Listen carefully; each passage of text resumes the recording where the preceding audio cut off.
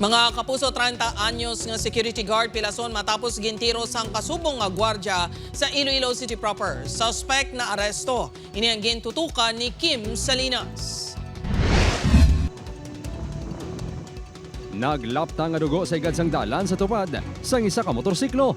Ini ang makitaan sa crime scene sa natabuan sang shooting incident sa Delgado Street, Barangay San Agustin, Iloilo City proper pasado alas 9 kay nasangaga.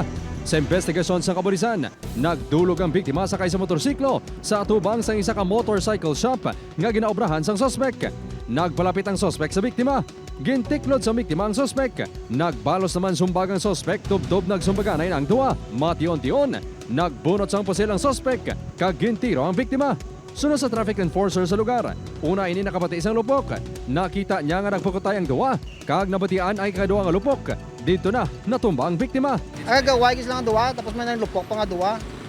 Duwa ka lupok. Kaya mo lang to dayon pa ano tayo mo na ngaya korespondi sa mga upod ko kag ano na ngaya ko sa mga pulis bla. Igo sa magtimbang nga paa kag muli ang naangkon sa biktima nga padayon nga nabulong sa ospital. Ginkilala ang biktima nga si alias Ben, 30 anyos, isa ka security guard.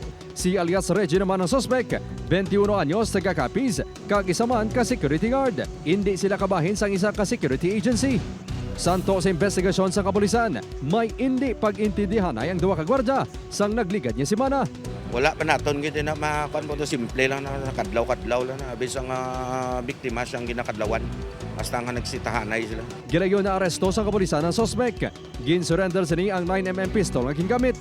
Na-recover man sa crime scene ang 3 ka bala. Preso na ang suspect sa Iloilo City Police Station 1 kag natala na pasakaan sa nagakaigo nga reklamo.